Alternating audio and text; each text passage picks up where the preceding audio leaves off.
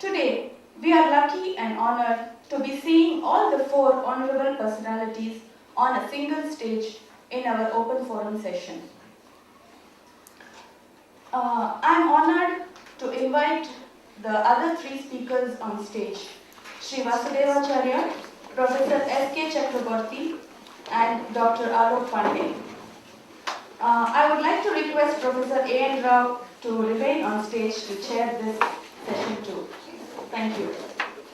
If you like, you may have a 2 minutes break. That is those of you who are in need of the break. Otherwise, we will continue the session. The order is simply this. Now you have got another opportunity to express yourself and ask questions of whatever that is in your mind with regard to the three speakers that are here. Dr. Chakraborty has not yet come. I only hope he will be able to join us soon. What you do is, you can state your question or ask your question addressing one of the learned speakers here, so that you will get the response. That would be the order of the day. So with that, may I have the first question, please?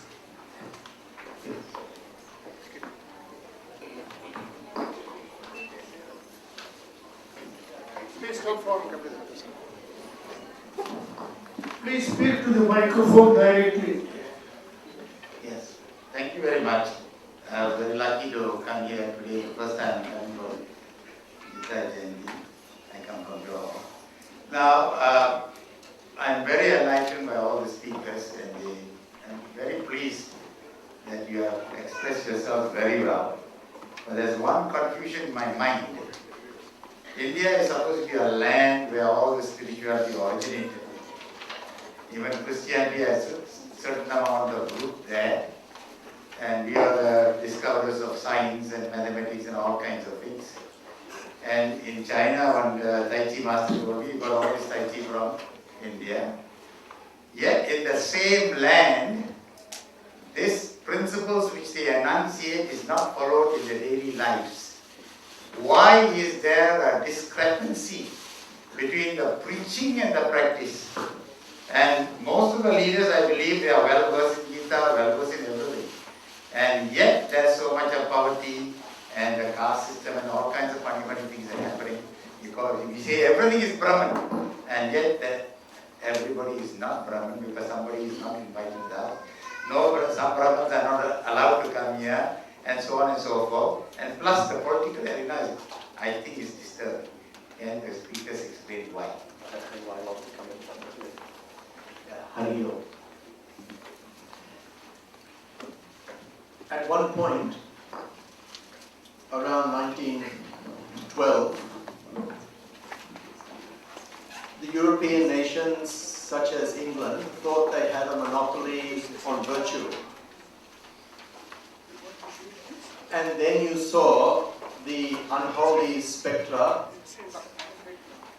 of two great Christian nations fighting each other to the death in the form of England and Germany.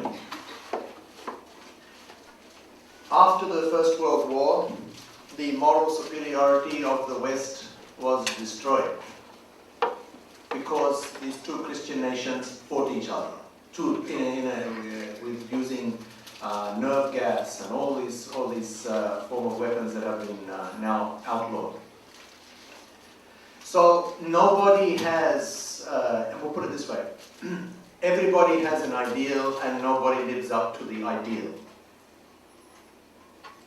In India also, there are certain ideals, but people don't live up to those ideals.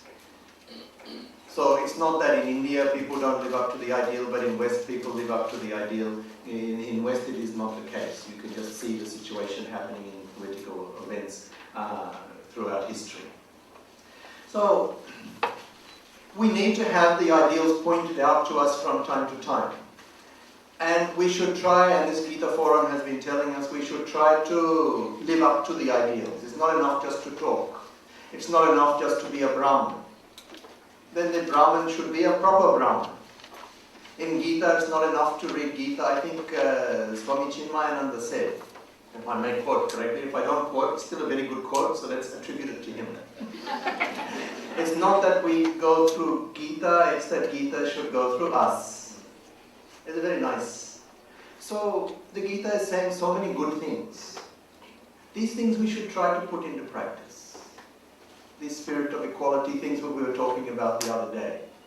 People don't practice, but the ideal is there. The ideal of equality and how people should live is there in the West, but people didn't do it. Here in India, we find people don't do it, but it is the job of these Swamijis, etc., to keep presenting what is the way to the path for people to be. So that we should know what the ideal is, so we can live up to it. And when people fall down, then they should be shown, this is not, what you're doing is not right. So all traditions, they all have great things, and it is our job to try to bring ourselves to live out that life that the tradition is saying. All parts of the world fall down. It's not only that India falls down. Thank you.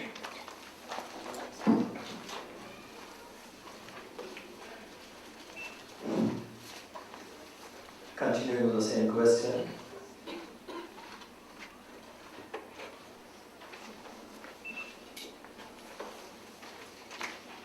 Unfortunately,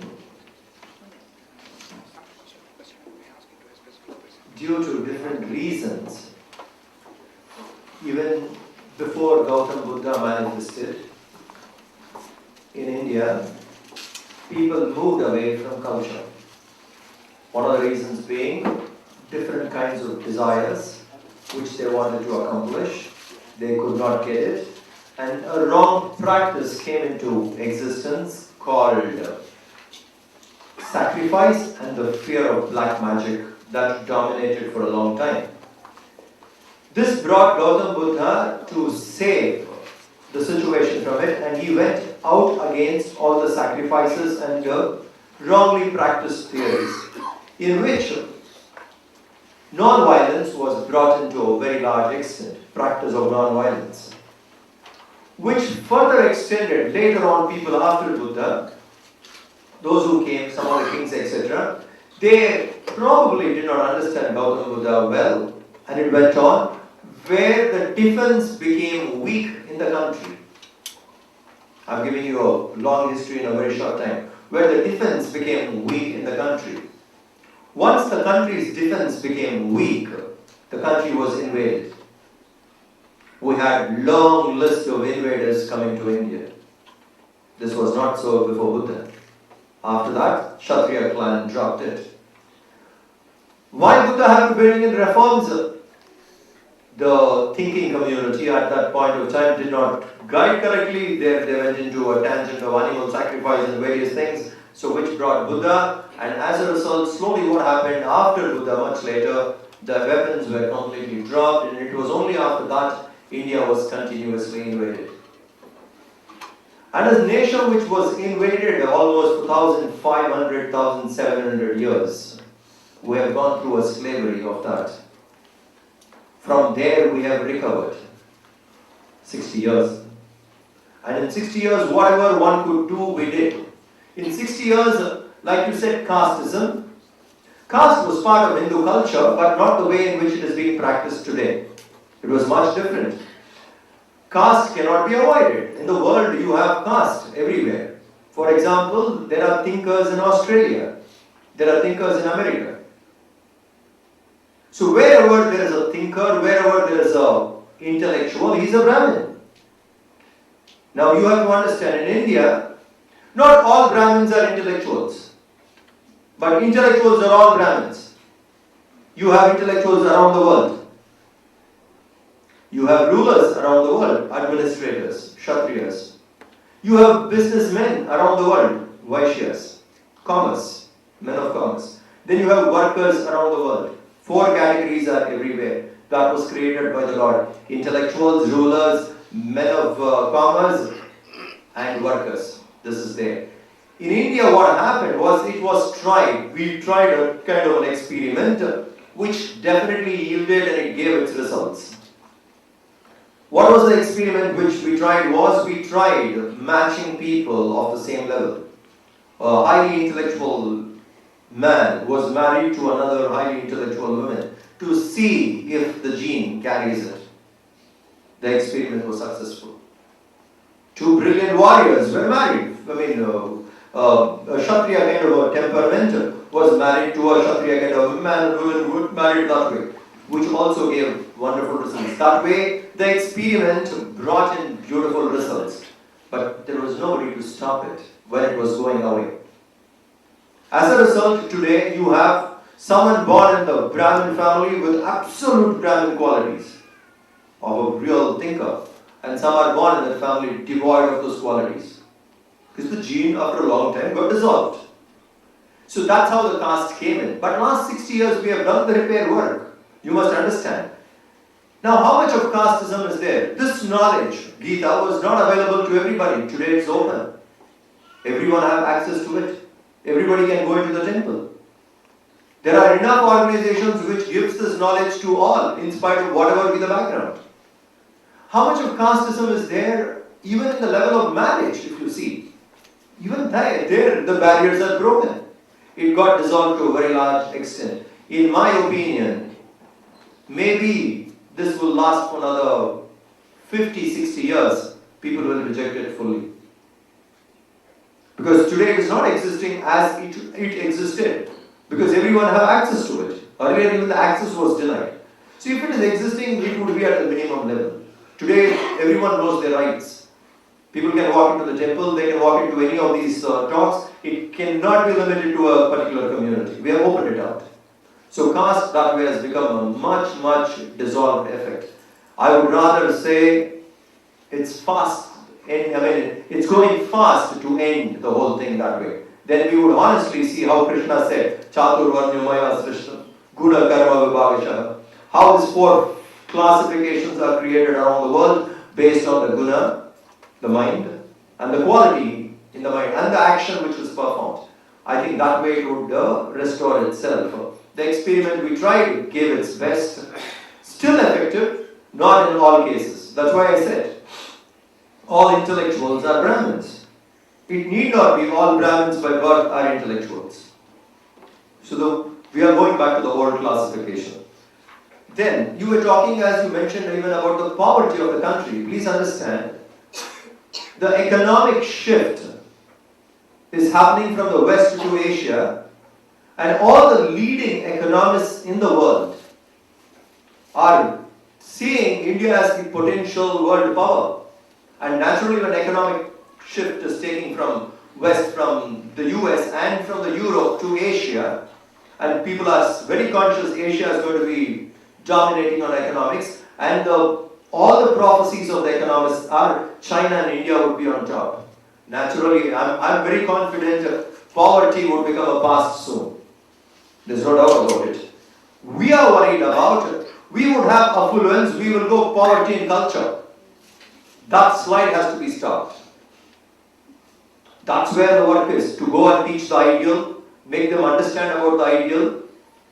Because financially, we are raising up, we are coming up one of the fast growing economic rates we have in the world. But we will go in culture, we may end up in poverty. So that's where a lot of effort is being put to do it. And people outside India have a major role in it. Because people in India, even today, look out for people outside India. If there people are proud living with this culture, I think that would be your contribution in restoring the culture there. Thank you.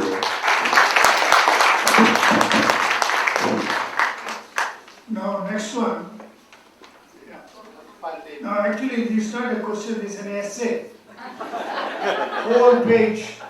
But Dr. Pandey has kindly gone through that one, and he will respond to the. You want to read out the question? Actually, it expresses more or less the question which has already been asked. In one sentence, it summarizes, being born as a Hindu and remaining one seems like a double whammy. I appreciate the courage of the person who has written this. And I must say, it's more or less, the first questionnaire. You almost partly answered the question when you said, why is it that we do not practice what we preach? And I think this insincerity is what our children are pointing out to us. We have accepted Gita and all this in its form as an external, we even do rituals on Gita, we do all kinds of things with the Gita, we memorize the Gita. But what Krishna would want, perhaps, if he was seated in the audience, he wouldn't be much impressed, if you told him, look, Krishna, I know all that you have written. He said, okay, it's fine. How much are you putting into practice? So we have to look inside, do some soul searching. Coming to reason, so hypocrisy is one of the things, and thanks to our children, they are breaking it for us. What we couldn't do it. They are the little Krishnas in every home, reminding us that we keep talking of be truthful, and the next moment there is a telephone call, we tell them that's not at home. We keep reading Krodha, Bhavati Sammoha, and if a question is asked to me, I get very angry. How dare you ask this question? Thanks to that these children are pointing out to us, and it's really, they are ushering in a new change. Second reason, little more serious issue, why India fell from place. There are several reasons, several factors. One of them is the predominant interpretation of the entire spiritual ethos is Mayavad. Now, I personally had a problem reconciling the ideal of moksha as the highest ideal with the impulse or the urge to see this world a better place. Because really, if this world is nothing but a kind of an image which floats around in space, how does it matter? Now, this was not the whole essence of Indian culture. If you look at the Vedic times, the aspiration was to make heaven and earth equal and one. The aspiration was to make this the home of the wonderful. It included the ideal of Janaka. Krishna himself, who gave this, was very, very far from being an axilless man sitting in some, cave meditating all the while. But somehow this has come. Even today, most people, the moment they talk about spirituality, in spite of Gita and everything, they ask, how many hours do you meditate and when do you find time for sadhana? As if it's something very different. It got very deep inside, and thanks, we are being shaken up to realize that, spirituality is far deeper, far wider than that. So Mayavad was one cardinal factor, the impulse to moksha being the highest. Now moksha is necessary. What is it? It's a freedom from our lower nature, without which we cannot really function as the true self.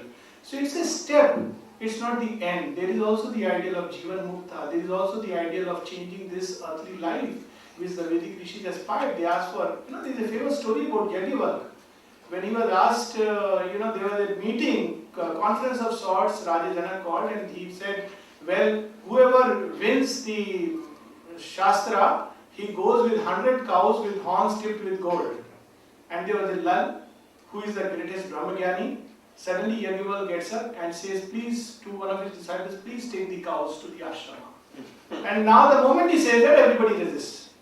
How? Do you mean you are the greatest Brahmagyani?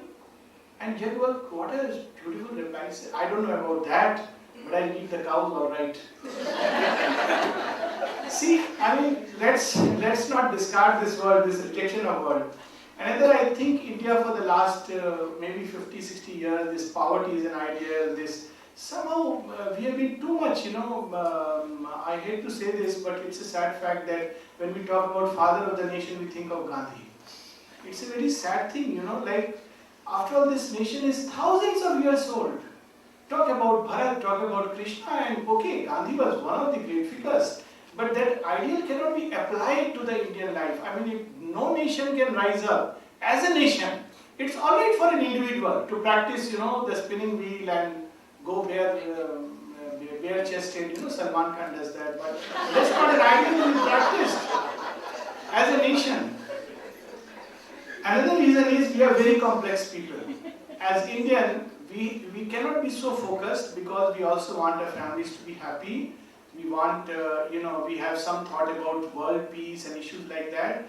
We are also technologically bright and intelligent. We want money. We want some social prestige. We also want God. And we have so many things inside. We are like a real potpourri. Not like, okay, I want money, I go ahead and I succeed. But mind you, this complexity which has come because India has had many lives. It is like a very old nation, and like any soul which is born several times over has a very complex nature, many sides and facets. It creates an initial difficulty. But when it rises, it is something solid, it's something very complete, something very integral. And that's why India takes time, but it's going to, when the Indian ethos, when the Indian culture really reaches its peak, it will be far complex realization than what maybe, a culture where there is a focus on one or two aspects of life. Another reason is, I put it like this, that India is a nation with great potential, with deepest truths inside. It has already done higher secondary and class 12. It is given the challenge of doing the PhD. The work given to India is not a task which is given to every nation. It is almost as if the world's burden of all the problems has been given at the feet of Mother India, because she has the know-how to do it, to solve it. And she is trying all kinds of experiments to solve it, because India has that background and it is trying to solve it. Because of this reason, we find all the problems of the world concentrated there. It's not only today. We keep saying India has been the land where sages and saints came, Krishna came, Rama came. This is also the land where we had Ravana and Kansa and all kinds of demons, because wherever there is the greater light, there is the greatest shadow to resist it. So these are some of the occult factors. And another reason why, as they say, that we are passing out of the cycle of Kali Yuga, and in that age, a lot of work is to be done on matter. And India veils her knowledge, or that knowledge is veiled from it, because otherwise the world cannot work on matter. And the time is coming when that cycle is complete. We have dug deep into matter, and what have we found? We have found many of the truths which correlate with the Vedic intuitive insights. So now once again the knowledge that was veiled for India is coming out again and is a gift to the world. And when people talk about Indian exodus and feel very bad about it, my own experience having traveled far and wide is something else. I look at all the Indians who have traveled to Singapore, US and every place as India's gift to the world. And it is something very important. It brings a new life, a kind of new impulse in the nation. It awakens the soul of the nation. I mean, this is something which I have seen in US. You have, before that kind of exodus, what kind of a nation it was and what change the Indian ethos has brought. So it's India's gift to the world, which has already begun. And finally, we must take hope. We know about Swami Vivekananda's vision about India, where he sees Mother India in chains and he wants to do something, and she manifests herself suddenly and in all her glory and says, "You think I can't break these chains? I can do it. I have the power." There is a purpose why it is changed.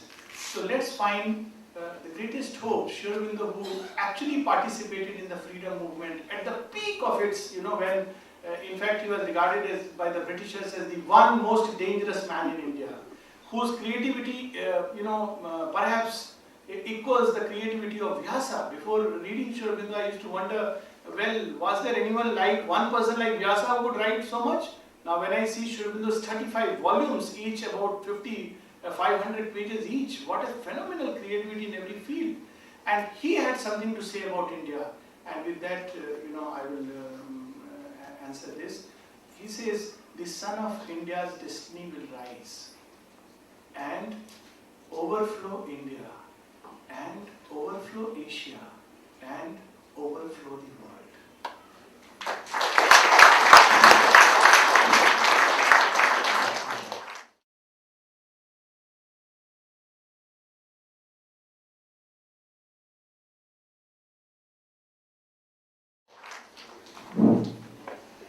Thank you. I just had a question about when does titiksha stop and action begin?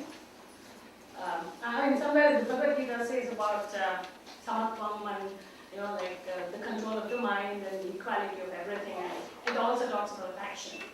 So when does the endurance part stop and when does change begin to happen at an individual level? The other thing is about is leadership given or taken? given by the person or is it given by the situation? Thank you. In the modern context, the leadership is taken, not given. Born leaders. There's a famous saying about it. Some are born leaders. Some are made leaders. Yeah, some are born leaders, some are made leaders, and some are pushed into it. Last is see what is happening in Pakistan. With regard to your question, also,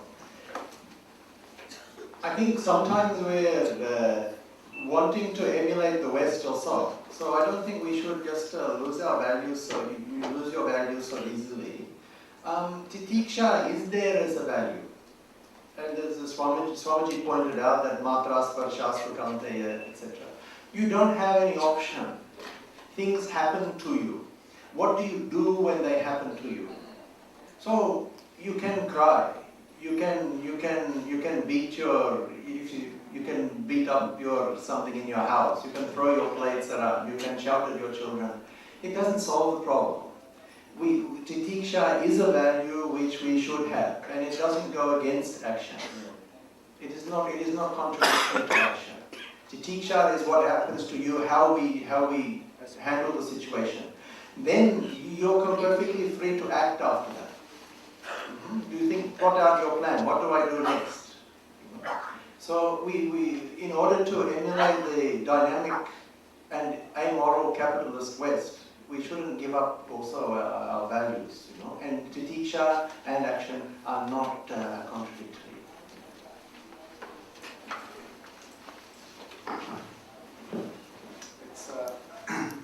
It's a pleasure to be here, and I'm here purely by accident.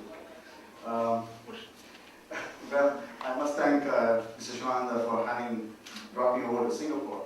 I worked with the World Bank for 15 years and came back to set up a school in Bangalore to give back to India.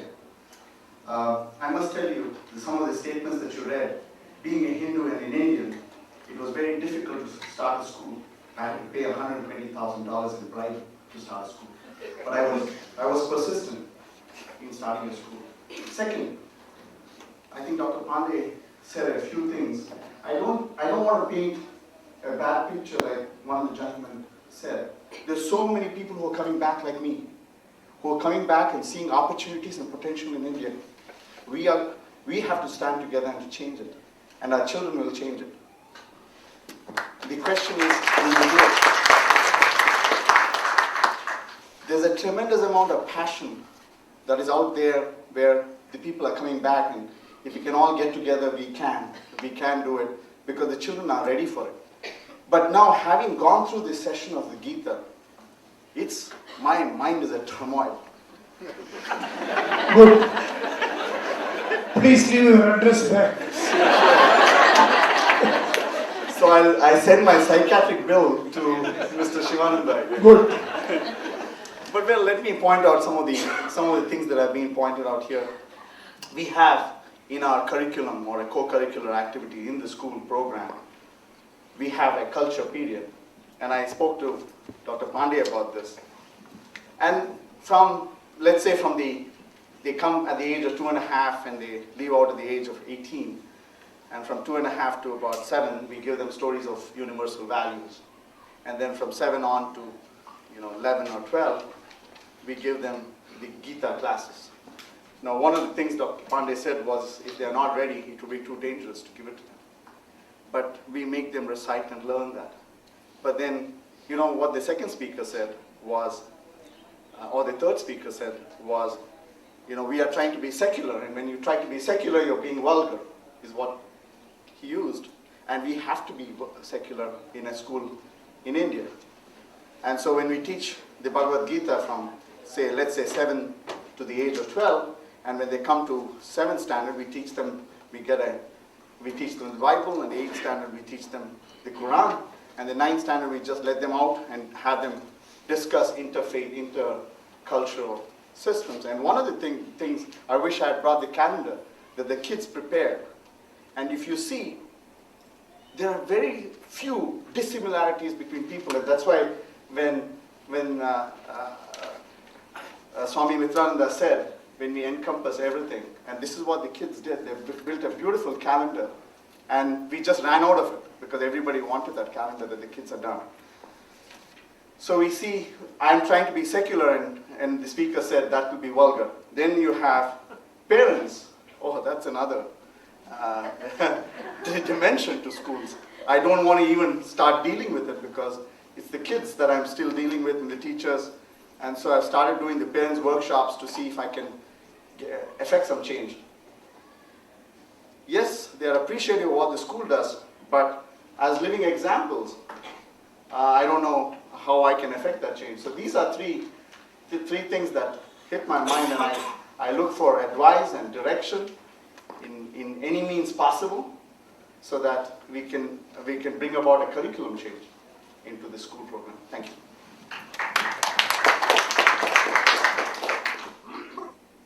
When the philosophy of India is explained well to the Indians, they will take it. Today, there's lots of confusion. People have misunderstood it thoroughly. They do not understand its dynamism nor its depth. An average Indian looks at Hindu culture as a bundle of superstition. So that image has to go. We need to present our philosophy scientifically. Suppose we present Gita and quantum physics together. For the higher students, they will get it. And quantum physics is something which is talking very, very close to Vedanta. So that kind of a presentation has to be done. You see, I'm part of schools. We have 80 schools in India, Chinmaya Vidyalaya, and I work with youth. So I understand if we can present it well, they get it. At this point of time, there's a kind of a beginning, you can say, a pride is coming into being an Indian. And more so, India has to experience affluence. Poverty was there for a long time. We need wealth. And we are getting there. So the economic progress is something which an Indian is looking at. And India would get there first. After that, probably, if we handle ourselves very, very well, we can pass on the cultural thing also. So till then, what should we do? We should aim at least few pockets of people in every part of different parts of the country to make them completely aware of its glory, the depth. So those who are looking out for wealth and those who have already attained wealth, the one who's looking out for wealth is still thinking, and the other one who has attained wealth doesn't think this is scientific. So to make them aware that it is scientific, it's the kind of a religion which accommodates everyone. It's not narrow-minded, it is non-fanatical, and it is based on science. For example, there are some books of some religion which is anti-science. Scientists were troubled, they were jailed. You understand? So we can highlight it saying this is scientific. People, I think the Indians would appreciate religion that way. It's just that it needs a much better presentation. And I tell you, and it cannot be done by the sadhus. We have to be at the background. I don't really come in the forefront when I have to. I create a team of youth who will go to the people and talk to them in their language with their clothes. The Indians wake up to that much faster than me with ochre robes going there and speaking. Because this is not the time where we can go and do it. We have to inspire people and keep working from the background. So in Chinmaya Mission, we do take up some programs where we train youngsters performance, residential training, and we send them to the field, and they go and serve the country for 20 months. And when they go and serve, wearing the jeans and t-shirts like the youth, and talk to them, they wake up fast. I've seen results coming out very, very effectively. So it's the youth who is little elder, going and guiding the youth. So if we can create a brigade of that kind, in all other organizations, everyone together starts doing it in their own organization, create a youth team to guide the rest of the youth, I think we can reach out more better. A lot of work is happening. I'm very, very positive that these things are happening. And we will get there. We have been sleeping for a very long time. Yeah. I'd just like to add just one more thing to what the Swami said, which I fully endorse. I was reading in the paper just recently, I think 2 days ago in the Straits Times, about your Chief Minister in Tamil Nadu denying the existence of Lord Rama. Only in India this will happen. The Hindus are able, they say Lord Rama is fictitious, as if Jesus is historical. But when you look into the Gospel, and I'm not an expert on this, but you find that according to scholars, the Gospels were written by people who were not really around at the time. It just seems that they were the 4 disciples, but actually written by communities some 100 years later. So Jesus existed, but he's not, his historicity is more tenuous than what it seems. When you go to Islam, Muhammad existed, but whether all those hadiths that he said were really his or not, and this trace of this Ishnad, whatever, is very tenuous. So, all religions have this, are in the same boat, but Hindus somehow or other they have to cop this, that their religion is not historical and all these kind of things. But the response of Hindu leaders is woeful. That the BJP person would threaten to, like I just read in the paper, I may be wrong, should be beheading the blasphemer. This is borrowing from Islam the worst aspects of some other religion, and then you are just emulating them. This is not helping the situation at all. So I think, the Swamiji had said nicely, but in Hindu Dharma, I think universal values are something which we should all teach. All religions, which we focus too much on the Vishesha Dharma of all religions. If you're a Muslim, then you do like this, and then you see yourself as separate from Hindus. I think it's the job of all religions to focus on universal values. And that we should give, that we should share, that we should tolerate. And the problem in religion, I'm just going to elaborate a little bit, getting away from the thing maybe. The problem with religion partly is its religious leaders. The religious leaders, they cause the problem because they are politicians masquerading as religious leaders or whatever, as I say. And so the universal values that Muslims should have, they have values, Christians have values, Hindus, we share the same values. Honesty, truth, how to deal with people. Everybody has. These should be highlighted. And then in schools, we should be, children should be made to respect each other. That, okay, you have your way, I have my way, I believe in my way, you believe in your way. Let us, at least, we don't have to say that, my way is not good or something. I believe in my way. I believe in what the Gita is saying. You believe in what the Quran is saying. But we should respect each other. They should be made to do that. And these religious leaders should not get in the middle and start dividing people. Yad yad acharati sreshtaha tattadaiva itaro janaha. The gentleman today was saying. So what the best people do, other people follow. They don't not listen. The best people aren't the best people, really.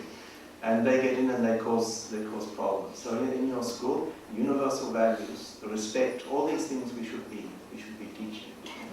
And we shouldn't also just cop what people are saying. Hindus should stand up a little bit for. We respect others. We should demand also respect from others. That they should respect your tradition. Like you can't just let it be walked over by people who want to do what they want. So I don't know whether my address was relevant to what you said, but I felt I wanted to say it.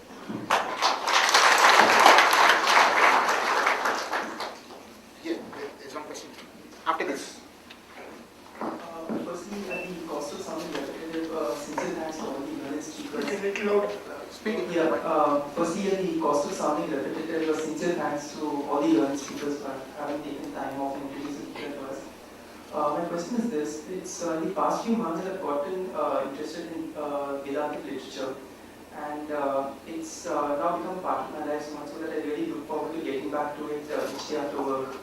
And whenever I come across something, some idea which touches me, I discuss it with some people who are very, very close to me. And typically the responses have been one of two, either saying that this is completely theoretical and is not good for practical application, or the other that we've all heard it's very good, so good for you. And my response has not been good at all. It's firstly, the immediate response is one of anger, but more than that, a response to extreme weakness. That is, I don't understand this myself. And how I've tried to reconcile that is by completely cutting off, kind of withdrawing. Which again goes completely against what I've been reading, which says that the culmination of all Vedantic wisdom is to see the same consciousness in everyone. So I guess more than a question, it's just an admission of complete confusion, and I'll be grateful if the learning speakers can just throw some light on this. Thank you. I'll just add a little note to that, and partly what you also mentioned. See, confusion comes when we don't know what we really want. One thing which I want to just mention, that there was such a ring of sincerity in what you were saying, and also your quest. We should remember one thing, that there is no one absolutely right way of doing things. That this is the only way it should be done. This is the only way one should walk. There are so many ways of approaching things. What is important is that within our hearts we should be sincere about what we are doing. And when we do it as an offering to the Lord, this first part I just want to address, He will open the path. So maybe for someone else this may not be the way, it may be another way. But you have been inspired, and you must stand by your own convictions and do it as an offering. And He will open. He will, He works through a million ways. So I'm sure He is working through you for something beautiful, and the way you are doing is the way you are meant to do it. But for somebody else it may be another way. And that brings to this young man's question. It's very important in life, if each one of us is different, and each one of us has different goals. We stand in different stages of evolution. So if you ask too many people, you have an urge for reading Vedanta, for knowing a little more about it, go ahead. Naturally, somebody else is not ready for it, or for whatever reason it doesn't mean that you are higher or he is lower, nothing of that sort. He has his own way to walk, he is reading something else, it's perfectly fine. And even in normal life, you ought to follow it. Somebody wants to take up science, there are people who say, oh, what will you get in science? Nowadays, economics is the real thing. So would you go into economics? You won't do that. You want to go into science, you want to go to Singapore, somebody wants to tells you, no, France is the place where you should go. Somebody else says, no, in India you do it. You just find what you really want and then go ahead. It's alright sometimes to get inputs from people, but you must also be careful. What kind of people are giving the inputs? Now, we have this strange thing about Sachin Tendulkar making a comment about religion. He can make a comment about cricket. Now the people who are telling you about Vedanta being good or bad or this or that, are they truly people who have lived Vedanta, who have even a knowledge of the V of Vedanta, have they really dwelled into it? So if you listen to those kind of people, they will misguide you. So there are kind of category of people whom you need to listen about certain issues, and there are others. Like for instance, if you ask me about software solutions, I'll say, well, if I am going to give you a talk on that, I'll be fooling myself and fooling you. For that you have to go to someone else. That is the second issue. Third, when this, you touched a very important point, that in all God is manifesting, and the great Vedantic truth, you may be aware, maybe many of us are, I'm sure, aware, but this is a story of Sri Ramakrishna which answers this very beautifully, that when a man was going on the road, he had read this, all is one Brahman, and suddenly there was an elephant coming right in front, and he said, all is one Brahman, I am Brahman, the elephant is Brahman, what can Brahman do to Brahman? So, the man sitting on top, Mahavat, he told him, I don't know all this philosophy, just get out of the way. He didn't listen. Sure enough, he was thrown about, bruised, battered, goes back to his master, says, I followed your teaching literally. Look what it has landed me up into. He said, not quite. Had you gone into its fineness, you would have, saved yourself. You listened to the Brahman inside you. You didn't listen to the Brahman in the Mahavat, who was telling you to move away. So essentially, we get back to the same standpoint. See, in our background, there is a global picture. When you act locally. What we must understand is divine is in all, but he has different degrees and scales of his manifestation. The divine in the reptile, in the snake who spits poison, is much less manifested in its order of manifestation than the divine in the sphere. The divine in that, terrorist standing with a gun pointing at you. I'm not saying terrorists are bad, they can be good terrorists and all kinds of terrorists. Sometimes they do better work, awakening or shaking a nation. The point is that, being non-judgmental about things, the point is that in front of you, okay, everything is divine, but in some the divine is veiled, as in Duryodhana, in some absolutely obscured and clouded, as in Dusashana, in some the divine is more revealed, as in Krishna. What we are called upon is to leave the lesser divine and follow the greater divine. This evolutionary progression we must always follow.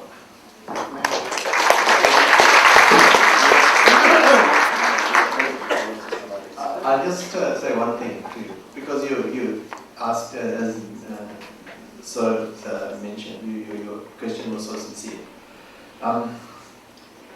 You should look for some satsang, some good satsang, okay, because you're obviously sincere and you are seeking and you're probably reading on your own, and then you get defensive when people say something, because it hurts you. You mix around, try to find some good people with whom you can share these things and learn. There's a Chinmaya group here, I think, in Singapore. I met a few people when I came to do some talk once, and they're quite inspiring. So if you can meet with those people, you get the strength. So as the Swamiji just quietly mentioned to me, just said, tell him to do some systematic study, and that is very correct also.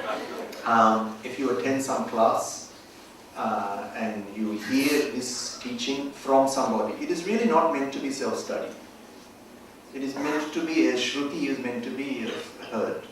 If you enter an environment that you're able to hear this from somebody for a length of time, if there's some guru here that is, or someone who is coming to Singapore, and you meet some like-minded people, and you pursue study along with these like-minded people, it is very good. After that, then what people say, it won't move you so much because you become less threatened. Yeah. So that's my advice to you: is find some good people, such as I'm not in Chinmaya Mission, but such as the Chinmaya Mission people, and move in that circle and inquire in that way. Thank you.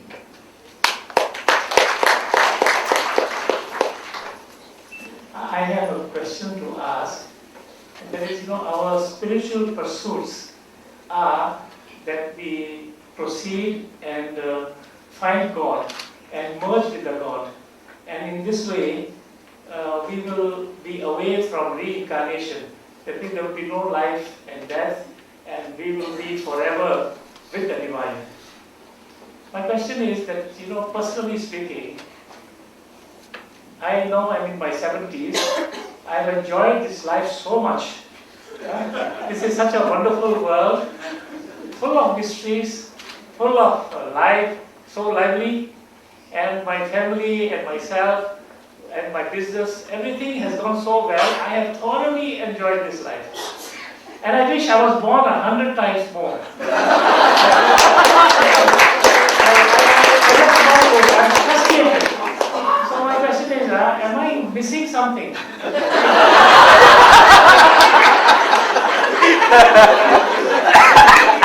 Patel Bhai and myself, we are good friends. We always talk about this. That this is too wonderful a life. Thank you. Well, you are a very blessed one. You are a very blessed person, For everybody it may not be so. But anyhow, I will ask Dr. Pandey to answer. I would just say be grateful. Always know that this wonderful life, of course life is wonderful. If we really look at life, I have worked with the sick people, morbid people, worked with poor people and all kinds of people. But if you take the sum total of life, certainly I quite agree that this desire for freedom from rebirth appears definitely, even otherwise, a selfish desire. It has nothing to do with life being good or bad, there is a work to do. Now, leave aside that, if life has been wonderful and kind, we should be very grateful and thankful. At the same time, we must know that the limits of wonders don't cease with my personal discoveries and personal existence. There is much more in the hundi of God, than we have explored. So when there comes a time when the earthly wonders, as very beautifully, I think Swami Mitrananda was mentioning that, there comes a time when we feel, okay, we have enjoyed all these earthly wonders, and it's very good, nothing wrong with that. One should feel guilty and and I appreciate your honesty, stark honesty. Many of us feel that way. But then probably there is more to it. So it is that sense of exploring the infinite, that I have enjoyed finite things and there is more and there is more, and this sense of more eventually is given to man essentially because he is meant to go further and further. Often we think that this discontentment is a bad thing, but actually it makes one go further and further because it makes you explore beyond the horizons of the known. And one should go from one wonder to greater wonder to the very greatest wonder, to the source of all wonders. And one is very fortunate to have that, just be it.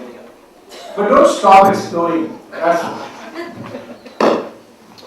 I would like to add that we need people like you, more number of people like you for Gita Jayanti also.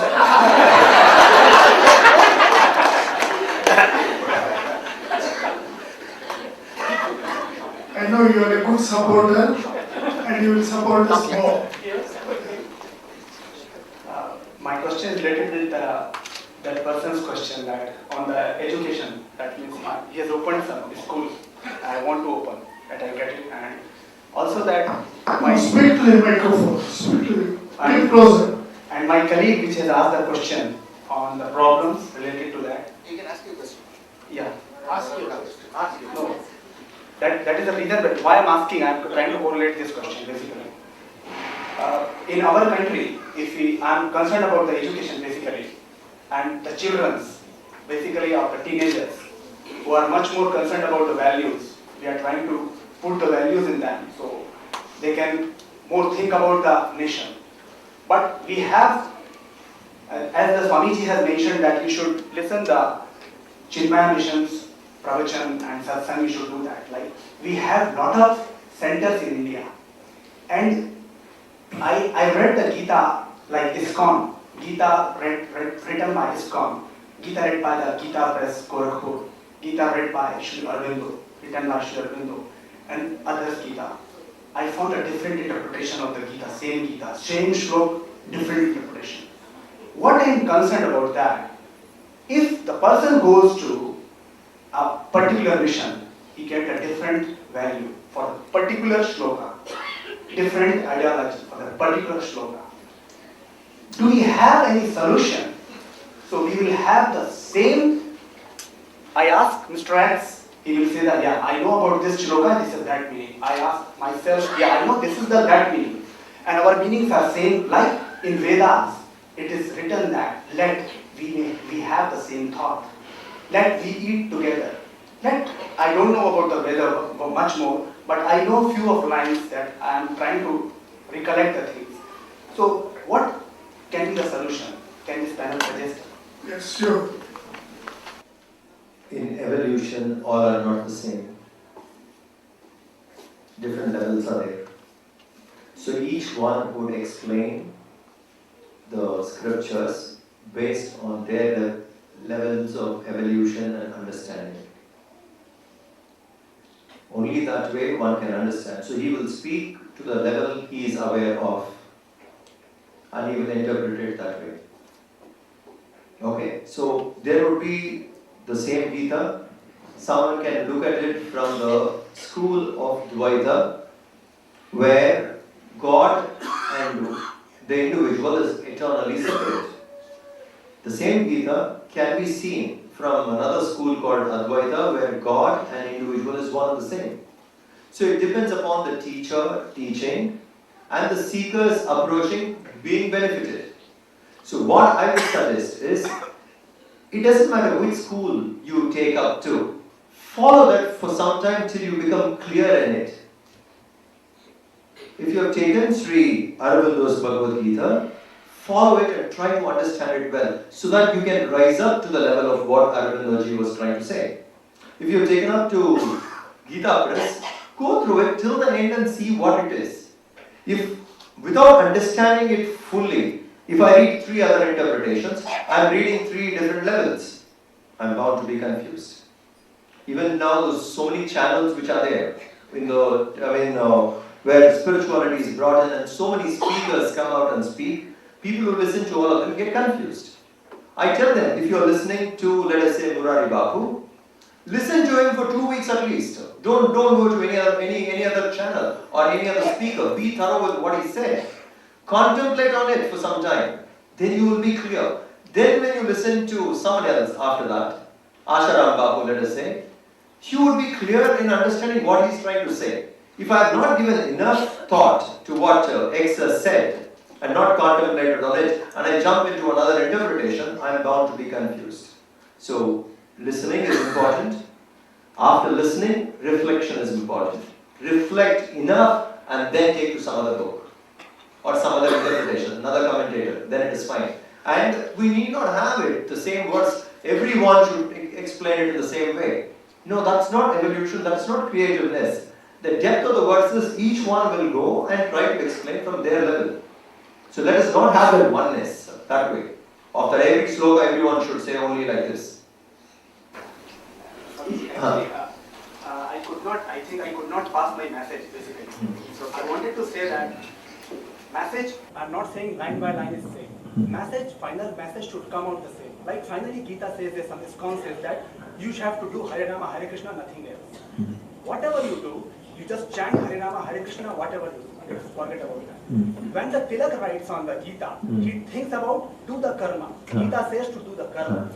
When somebody talks about... I understood. I'll explain. Yeah. I'll give a little more details. Please give me one more detail. So what happens if my friend studies the Tilak Gita, he understands in the Karma point of view.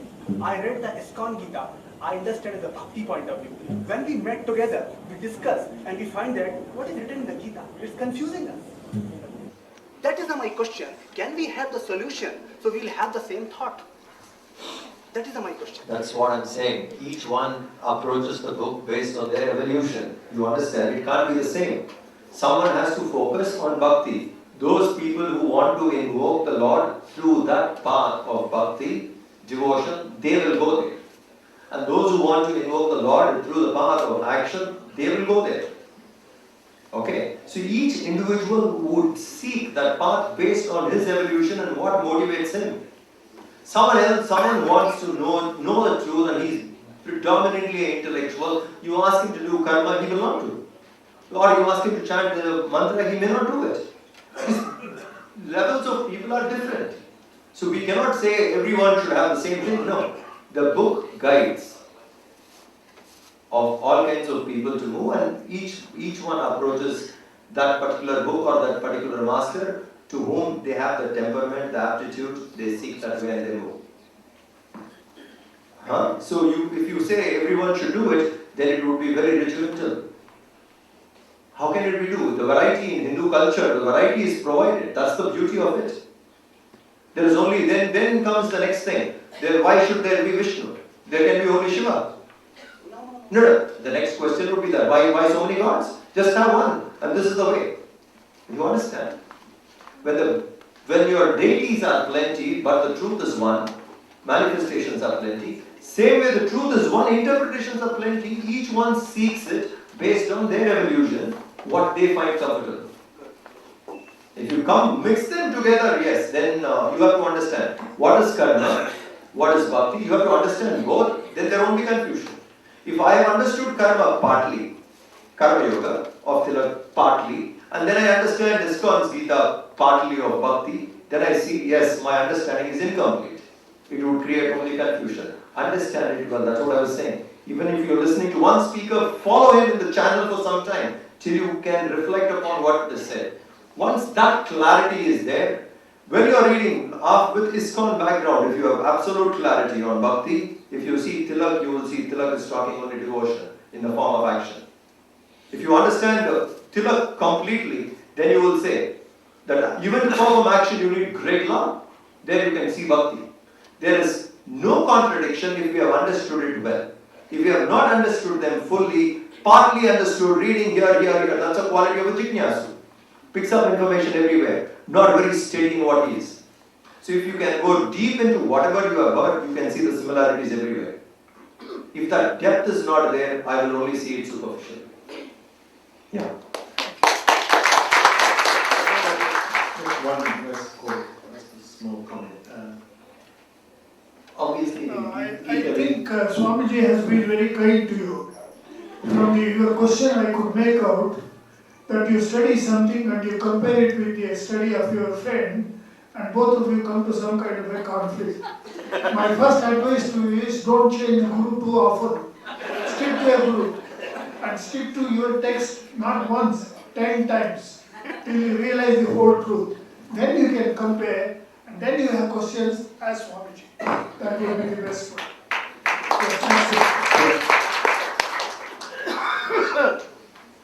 My question is related to what Swami said about being in tune with being used as a divine instrument. So how then should one know when or he or she is to be placed, to be used? And is there a career that is more spiritual than others?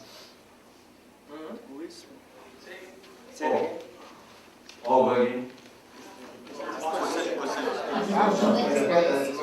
there a career that is more spiritual than others? Some careers are more spiritual than others. Yeah, and how would one know where is his calling and how to be in tune with the divine instrument to be placed in the right place to be used? When you are an instrument, you will be used. Whichever field he uses, that's the best. Based on your swadharma, what you are capable of, you would have opportunities and the work will happen that way. You understand? It doesn't mean that when you are an instrument, you don't have to choose. You have chosen to be an instrument. Let him do it the way in which he wants, in whichever field he wants, which he is convinced you are capable of. You understand? So it's not a career. No career is superior or inferior. It's how we do it. So that you don't have to worry. What choice I would be? Choose to be an instrument. How do I become an instrument? Yes, that we can tell you. Once you are an instrument, what the Lord does it, let it be His. Let the universal existence express through you the way in which it wants. Fine. How does one become? That's what I was saying. Like less of worry, understanding change, living without anxiety, completely doing what you're doing. You become fit that way. In a more simpler way, if the selfishness in an individual slowly reduces, the Lord starts expressing more. And that would be dynamic selfless work. It's not passive sitting quietly.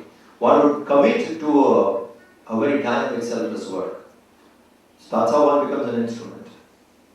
And once you are an instrument, it is up to him to express what he wants through you. His work will happen by his will, as he wants. I'm just an instrument in a sense. How does a spiritual seeker maintain a spiritual and material balance?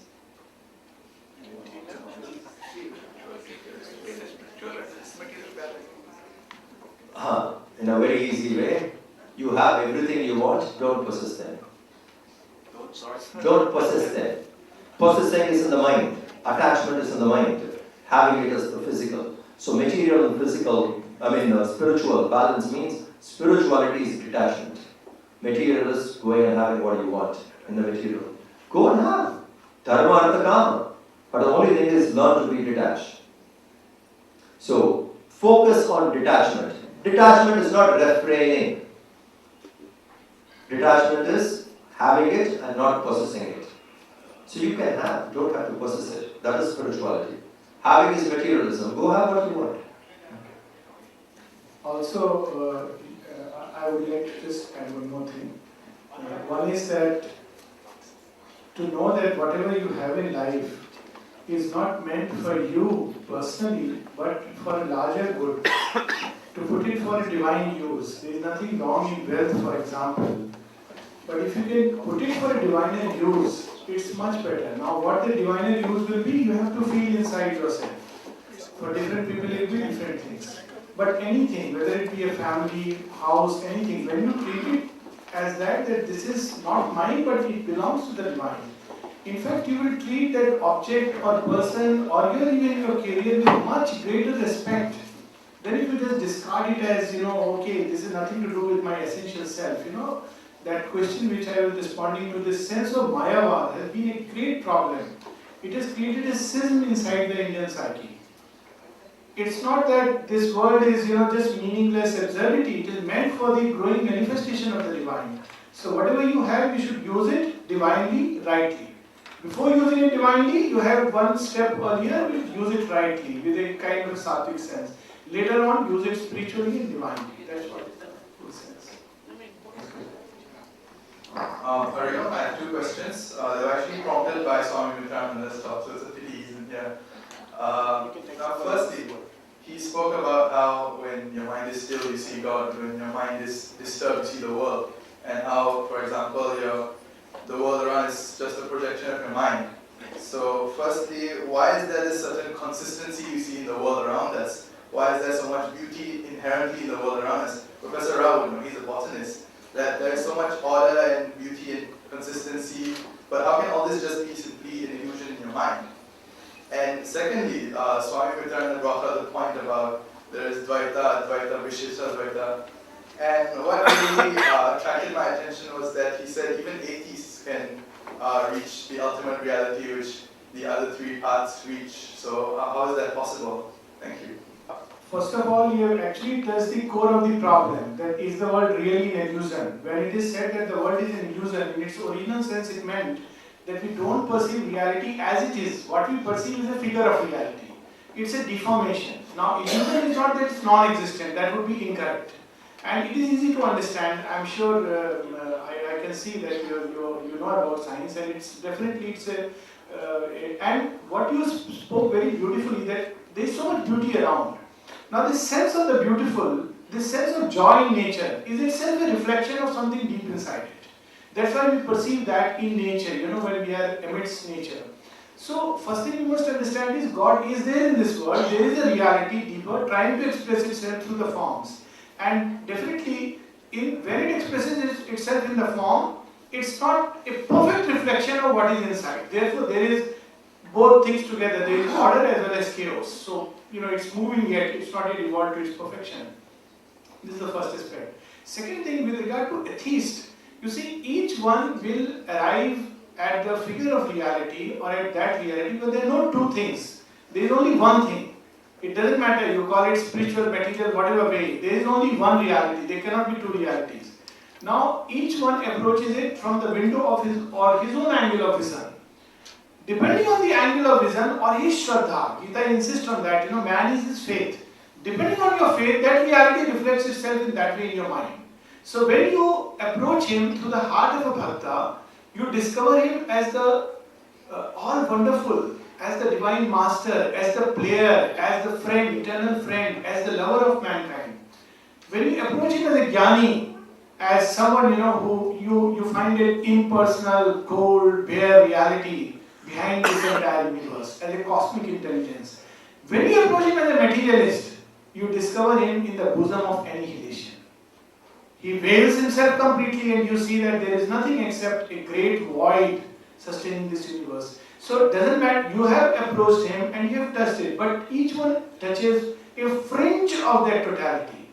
To have the integral vision, which is actually, eventually man evolves toward that, to have an integral vision, you must approach it not just with one part, but with the totality of a being. That's what the Gita insists about, It's not, if you approach it only through the mind, then it will take you through these aspects or another aspects. If you add to that mind the fire of your heart, then you discover something yet greater.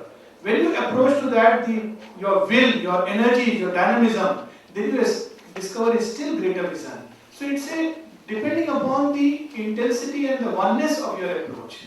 If it's only the mind which looks at things very materialistically, wants to approach it, it will discover nothing but annihilation, and that will be the divine veiling himself in the bosom of the void. But if you have an integral pursuit of him, not just intellectually, the Gita warns itself against making Gita a dogma. It says you must go beyond the word of the scripture. That's, we must arrive at experience. So if we approach him only intellectually, we will discover the divine as much as the intellect is capable of discovering. it can at the most discover a wide impersonality behind everything. If we approach it through the heart, we discover something else. Through the will and entire nature, we have the integral reality. That answer is a very, very wide and very well covering. I hope you got the message. Yes. Sorry. Sritimurti? If no one else, actually I will ask. So say. No, never mind, you ask. We are not give preference to those. Okay. See, in Gita, Lord says. Last two questions, please. After Sritimurti. Yeah, go ahead. So in Gita, Lord says that Yada yada hi dharmasya glani bhavati bharata apyudhanam dharmasya tadatmanam sujamya. But this is actually the whole Bhagavad Gita meant for action. So when Arjuna was in action, then Krishna said the Bhagavad Gita. But what people are interpreting or some perception, they say that something is happening around us. Suppose something bad is happening, dharmaglani, so which is happening. They say they wait for someone, I mean the Lord Krishna will, one again, and he will do that. Why do you worry? Why do you worry? I mean, people are keeping quiet. It's inaction actually. I mean, they are taking the same Gita for inaction. I mean, how do we, this misconception, how do we remove it?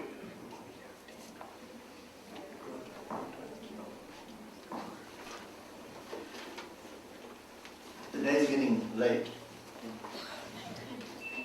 And I just think I'll just say one point, and I'll address his also. There are many things in Gita which are a little complex to understand. There are many things in Gita which we can understand just by reading. We can sit around and make ourselves, put ourselves in some intellectual problem, which may be a genuine problem, or it may be a pseudo problem, just to have some discussion. Krishna is very clear, manmanabhava madbhaktaha, etc. He wants your heart, he wants your sincerity. He says, if you do this, you'll come to me. With regard to your duties, you do what you have to do, and as the Swami said, you leave the result and take it as it comes. And then you focus. His teachings are actually quite clear. And he wants your sincerity, and he wants our dedication, and you do it with devotion. And if we do that, he'll take care of the rest. And we will spiritually evolve. So the basic message of the Gita, and I agree with you that there's a lot of hermeneutics, but the great basic message of the Gita we should take away from this forum, and not get too bogged down with the ins and outs and the nuances, and then we wonder what's going on. We should leave this forum understanding that we want to spiritually evolve, and Krishna has laid down a way for us to spiritually evolve. In the Bhagavad Gita, there are some 700 odd verses. You find 10 verses that speak to you. And you try to live those 10 verses and let them resonate with you, and Bhagavan you will involve, and Bhagavan will look after the rest. We should not leave this forum just with an intellectual kind of going around in circles. I'm not I didn't address your question properly, but I'm just feeling this. His message is there. We come to take what we can take from it. What speaks to you in Gita, we should take that.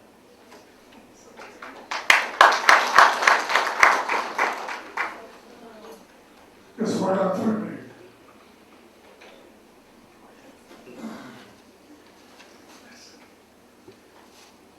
This is regarding organ donation. So I think that's why I dropped in, because being in the profession. Just before that, one word I just want to mention. The ideal of avatarhood is a very profound one.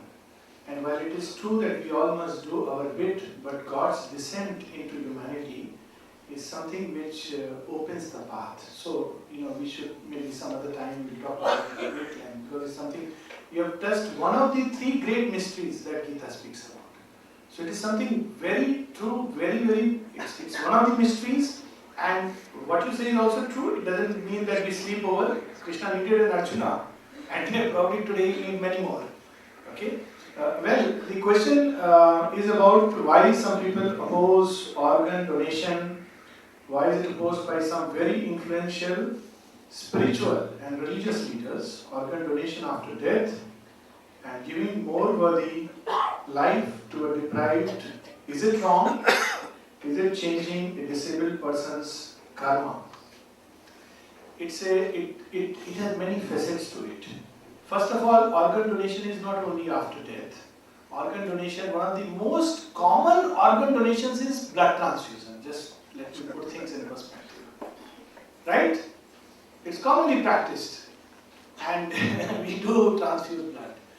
Now, it can be understood at several levels. Every organ contains, to an extent, every body contains, it's like, whatever vibrations you have accumulated, those things gather into the body as impresses, not only inside you, but even in the physical structure, it carries those impresses.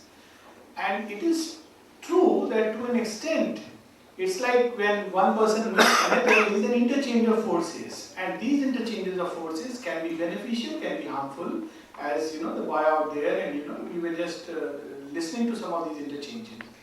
When we interchange physical material, there is again an interchange of forces. Whether we like it or not, this is a subtle fact.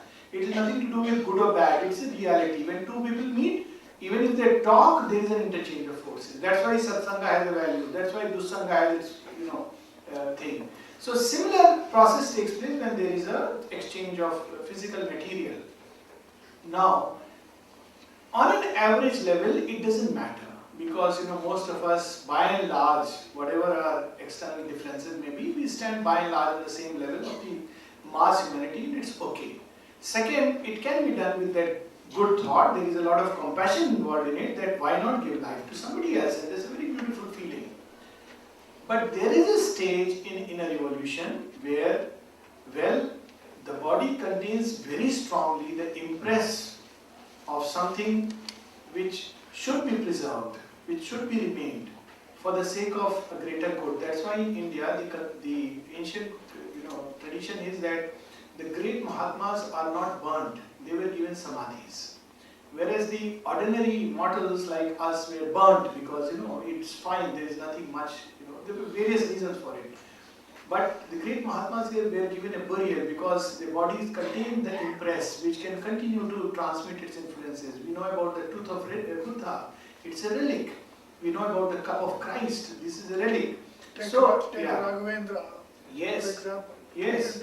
So there are this law, we cannot make a uniform law. So for some people, definitely, who have arrived at a fairly great degree of spiritual development, it may not be a very wise idea to just get into, okay, I am donating my blood 50 times. It may not be a very wise idea. At another level, one is moved by compassion, one feels for others and one does it, it's perfectly fine. At a third level, it doesn't matter at all.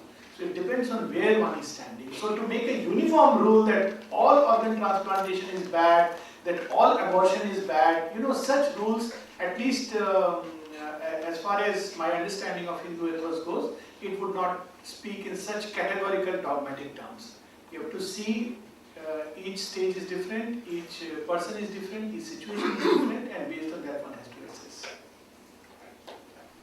One last question, if there is any. This is not a question, it's a wish.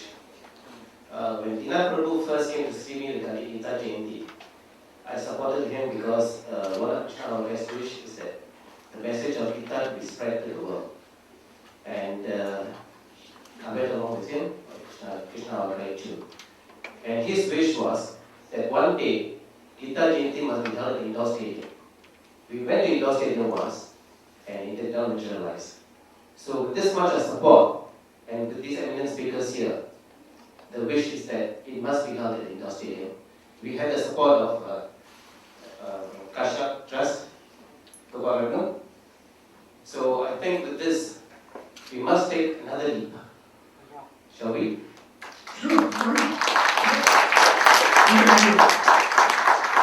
Completely agree with you. Before you wind up this session, this morning session, even yesterday, there were a few negative thoughts in terms of India and the MBA graduates becoming more materialistic. I'm quoting from a published text. This has come from The Economist, but it didn't gain further circulation. The MBA graduates of Sri Satyasai University, Tirupati, have become role models money to the extent necessary yet. But a chief executive of an American MNC openly issued a statement. He would prefer to have more of such people joining the organization because this small group of 5 people change the outlook of the American MNC's management, and they are involved so much in the rural work and uplift of the economic lives of the people concerned. I would want this August Assembly to recognize there are 2 small pockets, but in the evolutionary process, these small pockets can overtake the whole negativity which is also there.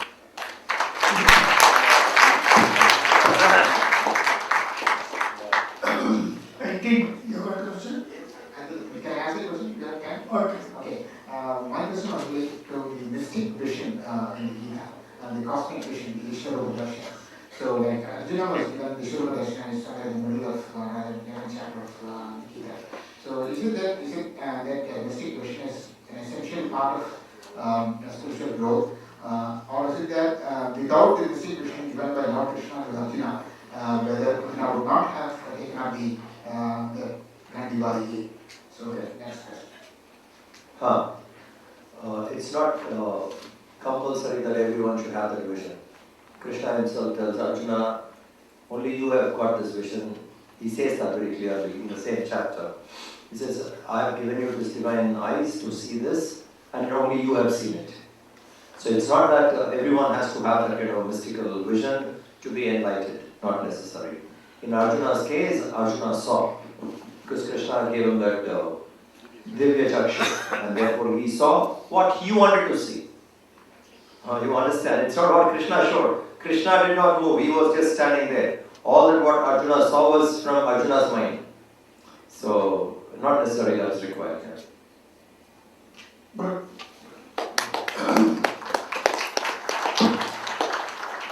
that brings us to the last of the discussion in the forum. Now, I would call upon Ms. Jagdish to come and give the closing. Thank you, respected speakers, for answering all the lengthy questions so patiently. From the Gita Jayanti committee, we would like to give you some token of appreciation for this invaluable speech. First, I would like to request Dr. Chitra, President of Surya, Singapore, to present our token of appreciation to Swami Mitrananda.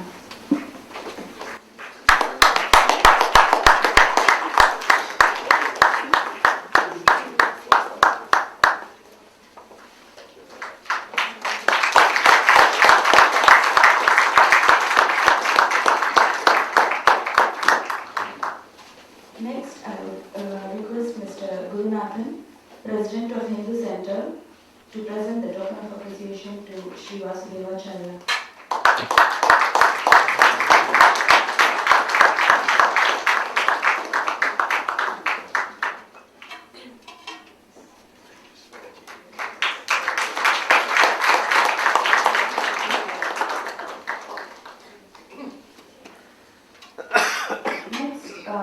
I request Mr. Satyamurthy, Co-Chairman of Gita Jayanti 2008, to present the token of appreciation to Dr. Alok Pandey.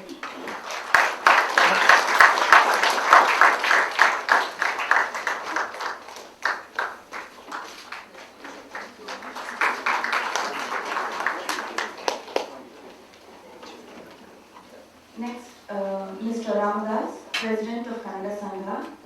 I would like you to present the token of appreciation to Professor Chakraborty.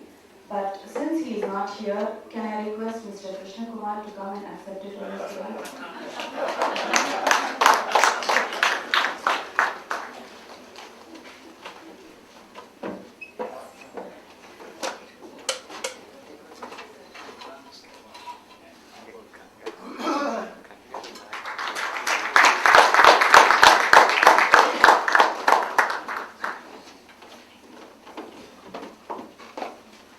I'm sure that if we have caught even a ray of the light that was lit on stage by the honorable speakers, and we plan to stick to that path of seeking, Surely we are going to go back today with a positive energy to succeed in our life.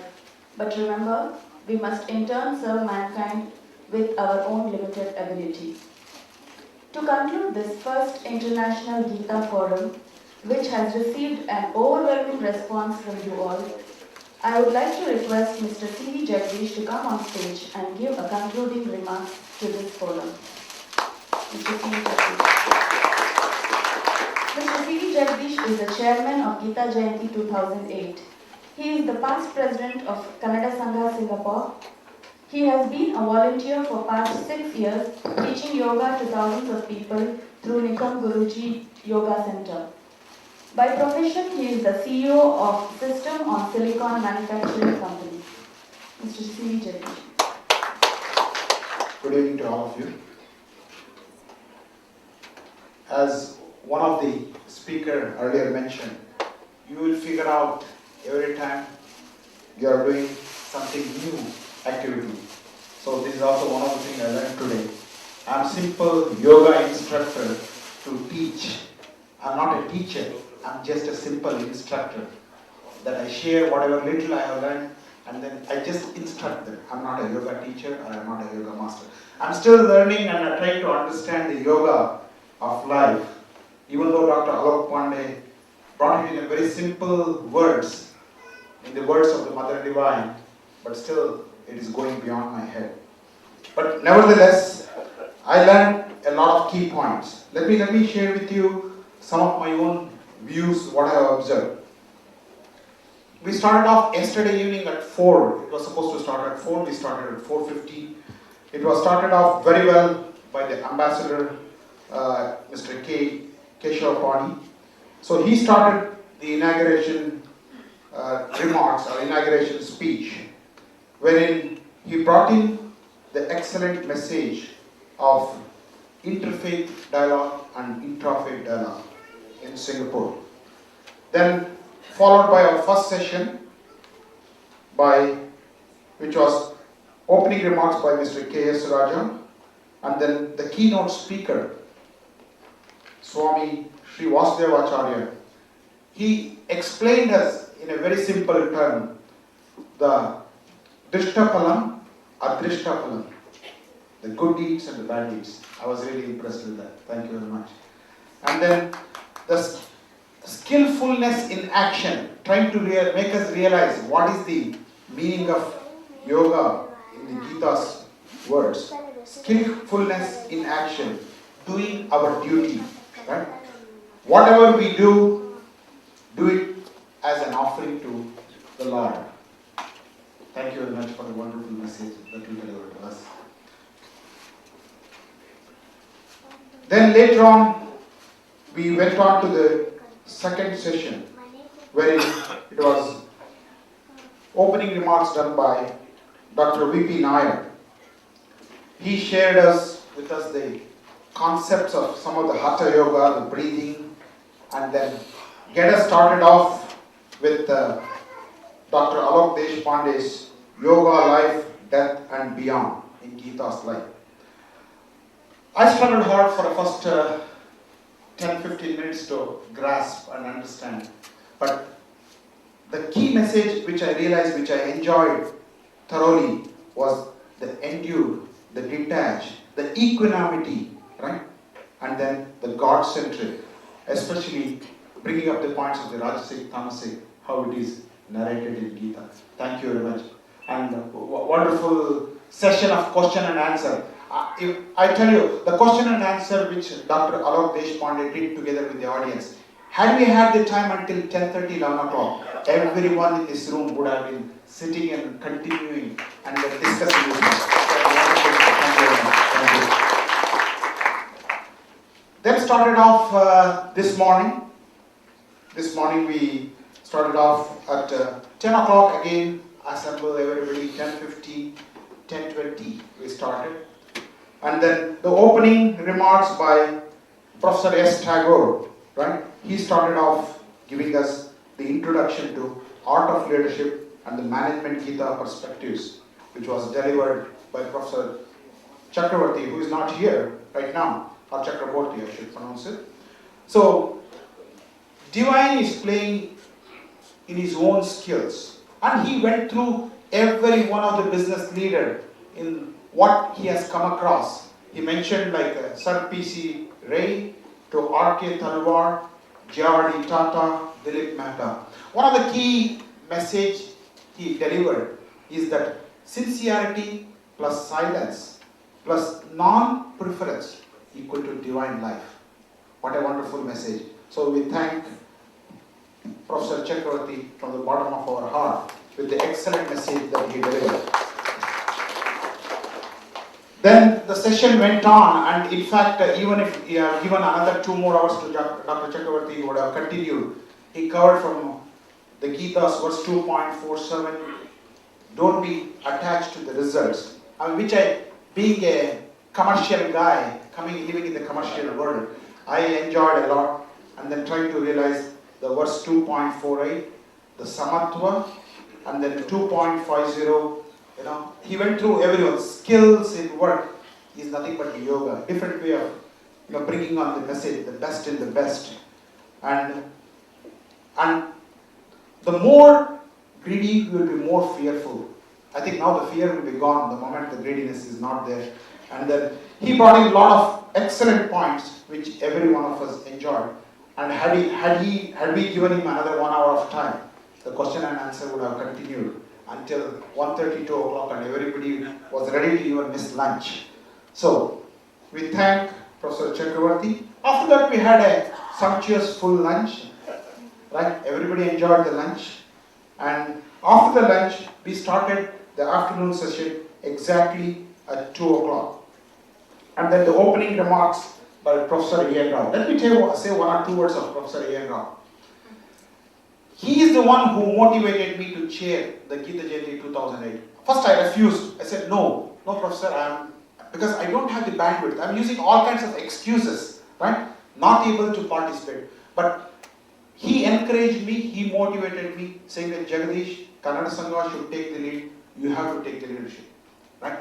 But after taking his advice, because still I come from that cultural elders' advice, listen to them, right? So I took that role. And today this entire program happened without even me. I just attend the meeting once a month, listen to everybody, just tell them, let's proceed. And the whole program happened to the clock precision, systematically. There is so much of leaders in this room who made this entire program happen, rather than me being a leader. Thank you all of them. So, Professor Rao initiated me to take this activity, and he started off with the open remarks to get the relevance of Gita in the modern world by Swami Mitrananda. And Swami Mitrananda, I was thrilled when first time I met him in Ranjini auntie's house. I went to one of those days, she may not remember, I remember. I went there to collect some books or paper, and Swami Mitrananda there talking to the teenage kids. One of the simple key message, I just listened for 5 minutes, that freedom comes with responsibility. Right? The simple message he was delivering to the kids. You may not remember, but I remember. And I use it every day with my children. I really enjoy that. I use that in my work life. I use that in my activity, in social activity, in cultural activity. The freedom with the responsibility. Everyone has the full freedom, but everyone needs to execute with the responsibility. He was delivering that beautiful message to the children. That is where my first interaction with Swami Mitrananda. My daughter was a little girl. Now she is in NUS, grown up big girl. So that's where I interacted with Swami Mitrananda. And today he has come here and he has delivered such a great lecture on the relevance of Gita in the modern world. He started off with the examples of the Egyptian mummies of the 5,000-year-old. They found the grain and they just put that grain, they sow them again, it grow back. Today he took that 5,000-year-old of the Gita and its relevance, and he sowed it into our heart and our mind, so that we are able to grow in ourselves and take it to the next step. So thank you, for the wonderful lecture. So with that, I do not want to miss the great volunteers, the great leaders that are together with me, or I'm just following all these leaders who made this program happen. And every volunteer has come in, they have put in their best efforts, and you all made it happen. But can you all give them a very big round of applause? It made it happen. Thank you very much. All the volunteers, you made it happen.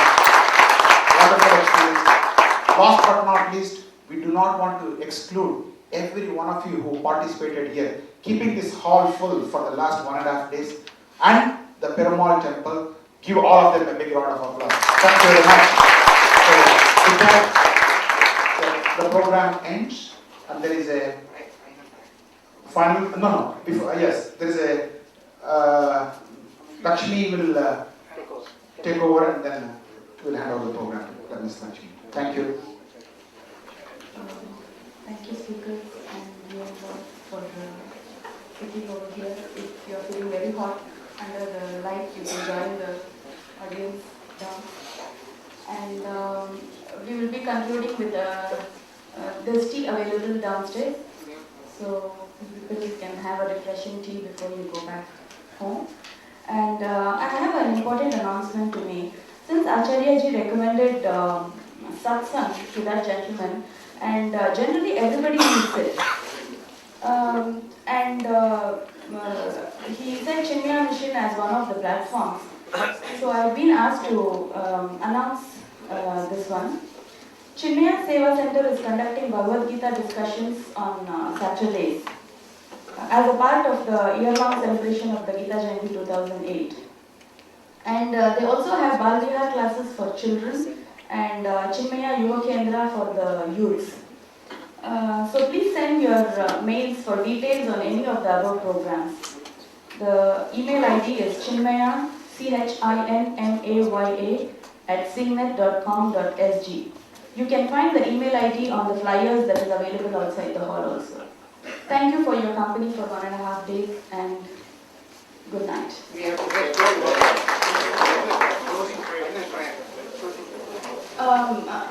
Hello, I'm sorry, can we started off with a prayer. Can I please request all of you to stay back, have the prayer so that the name of the Lord remains with you when you go back.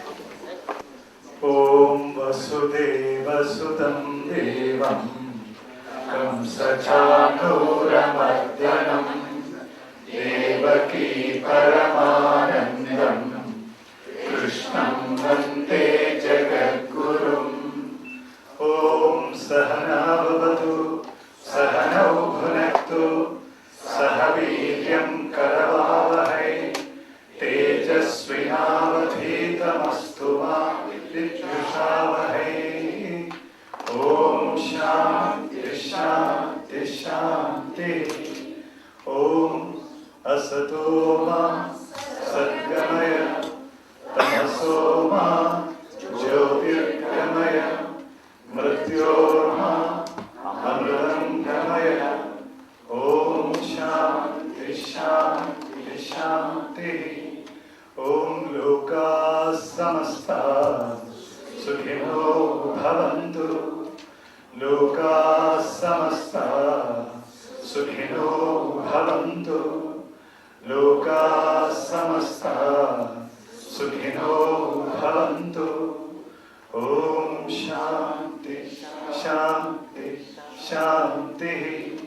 Om Purnamada Purnamidam Purnah Purnamudachyate Purnasya Purnamataya Purnameva Vashishyate.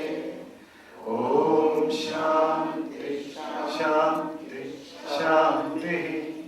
Om Shri Gurubhyo Namaha. Harihi Om.